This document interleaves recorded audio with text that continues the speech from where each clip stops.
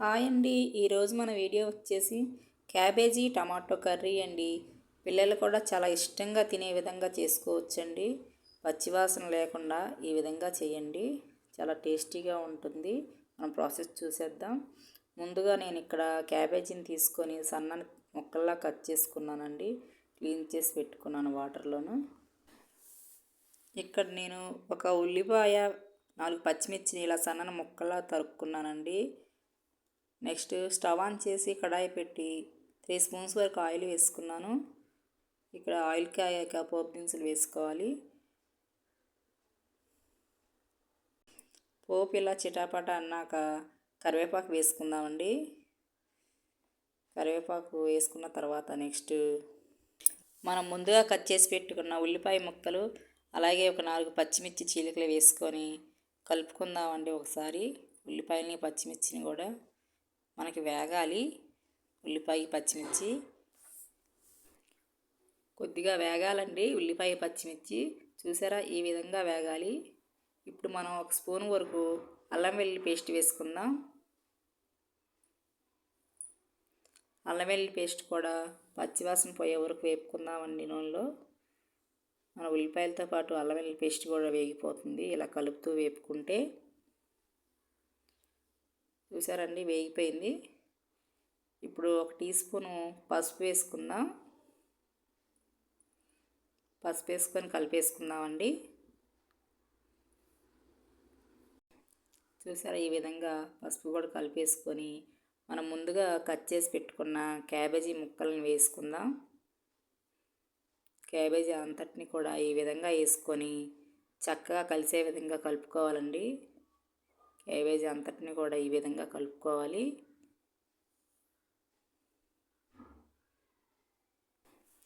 చూసారా ఫ్రెండ్స్, ఈ విధంగా కలవాలండి క్యాబేజీ అంతా కూడా. ఇప్పుడు మనం మూత పెట్టి మగ్గించేసుకుందామండి. ఇలా మూత తీసి మధ్య మధ్యలో ఒకసారి కలుపుకుంటూ క్యాబేజీని ఉడికించుకోవాలండి. ఇక్కడ నేను 1 స్పూన్ వరకు సాల్ట్ వేస్తున్నాను. మన క్యాబేజీ ముక్కలన్నీ కూడా చాలా తొందరగా మగ్గిపోతాయండి సాల్ట్ వేసుకోవటం వల్ల. సాల్ట్ వేసుకొని ఈ విధంగా ఒకసారి కలుపుకుందాం అంతటిని. ఇప్పుడు మనం మూత పెట్టి మగ్గించేసుకుందామండి క్యాబేజీని. నెక్స్ట్ ఇక్కడ నేను ఒక 5 వరకు పెద్ద టమాటోలని ఇలా కడిగేసి పెట్టుకున్నానండి. వీటిని ఇలా ముక్కలుగా కట్ చేసుకొని మనం మిక్సీ జార్ తీసుకొని ముక్కలన్నింటినీ కూడా మిక్సీ జార్లో వేసుకుందాం. ఇది మెత్తని పేస్ట్లా గ్రైండ్ చేసుకోవాలండి టమాటోస్ని. చూసారా, ఈ విధంగా మెత్తని పేస్ట్లా గ్రైండ్ చేసుకోవాలి. ఇప్పుడు మనం ఒకసారి మూత తీసి చెక్ చేద్దామండి క్యాబేజీని. చూసారా, చాలా వరకు మగ్గిపోయిందండి. ఇక్కడ ఒకసారి కలుపుకొని ఈ విధంగా చూసారా, ఇలా కలుపుకోవాలండి. ఇప్పుడు మనం ముందుగానే గ్రైండ్ చేసుకున్న టమాటో పేస్ట్ ఉంది కదండి, అది వేసుకొని కలిపేసుకుందామండి. టమాటోల్ని ముక్కల్లా కంటే ఇక్కడ ఇలా పేస్ట్ చేసి వేసుకోవటం వల్ల కూర చాలా టేస్టీగా ఉంటుందండి. పచ్చివాసన అనేది ఉండదు. క్యాబేజీలో చిన్న స్మెల్ ఉంటుంది కదండి, ఆ స్మెల్ ఉండదండి ఈ విధంగా చేసుకుంటే. ఇలా చక్కగా కలిపేసుకొని ఇక్కడ మనం ఒక చిన్న టీ గ్లాస్ వరకు వాటర్ వేసుకోవాలండి. ఈ విధంగా వాటర్ వేసుకొని ఒకసారి కలిపేసి కూర అంతటినీ కూడా ఈ విధంగా కలుపుకొని మూత పెట్టి ఉడికించుకుందామండి.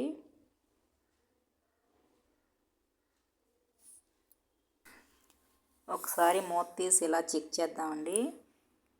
ఇలా మధ్య మధ్యలో కలుపుకుంటూ ఉడికించుకోవాలండి క్యాబేజీని. చూసారా, చక్కగా ఉడికిపోతుంది. ఇప్పుడు నేను 1 స్పూన్ వరకు ధనియాల పొడి, అలాగే 1 స్పూన్ కారప్పొడి వేసుకుంటున్నానండి. మనకి కూరకి సరిపడా కారము, సాల్ట్ అన్నీ కూడా ఇక్కడ చెక్ చేసుకోవాలండి. ఒకసారి ఈ విధంగా అన్నీ కూడా కలిపేసుకుందాం.